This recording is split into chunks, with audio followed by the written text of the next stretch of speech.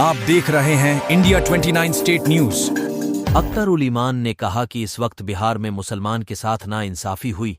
गुलनाज जलाकर मारी गई, मदरसा अजीजिया को जलाया गया। कांग्रेस और राजद के लोग कहीं नजर नहीं आए। इस वक्त बिहार में मुसलमानों के साथ नाइंसाफी हुई, गुलनाज जलाकर मारी गई। सलोबर नाम की एक लड़की समस्तीपुर में दिन के 8 बजे बदन से कपड़े उतारे गए, उनकी मॉब लिंचिंग हुई। आप देखेंगे कि मदरसा अजीजिया को चलाया गया, लेकिन ये कांग्रेस और राजद के लीडर कहीं नजर नहीं आए।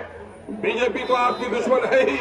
2000 के दंगे को हम कभी माफ नहीं कर सकते, लेकिन 2002 में जो गुजरात और गोधरा में हुआ, माओं की और बहनों की जो इज्जत उठी है, उनकी जो चीख अब भी हमको सुनाई देती है। लेकिन हमें याद है कि कांग्रेस के जमाने में जो कुछ हुआ है भागलपुर में, इसे हम कभी माफ नहीं कर सकते।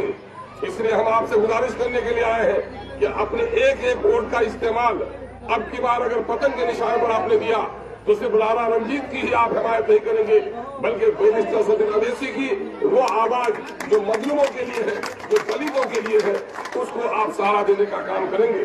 हम उम्मीद करते हैं कि आप अपने एक एक वोट का, अपनी माँ और बहनों से अपील करता हूँ कि आप अपने एक एक वोट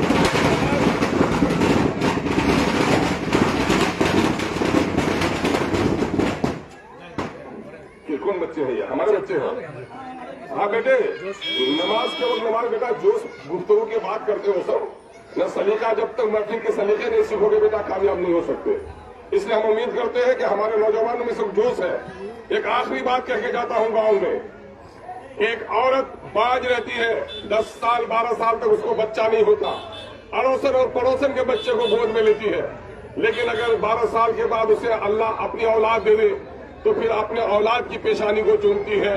ऐ गैरतमंद मुस्लिम भाइयों, इन 77 सालों में कोई मुस्लिम जमात आपके दरमियान में नहीं थी, आपको दाएं बाएं वोट डालना पड़ रहा था। इस वक्त हम आपसे गुजारिश करने के लिए आए हैं कि अपना एक एक वोट पतंग के निशान पर डालकर अपने लीडर को मजबूत कीजिए। बहुत बहुत शुक्रिया। सलाम अलैकुम।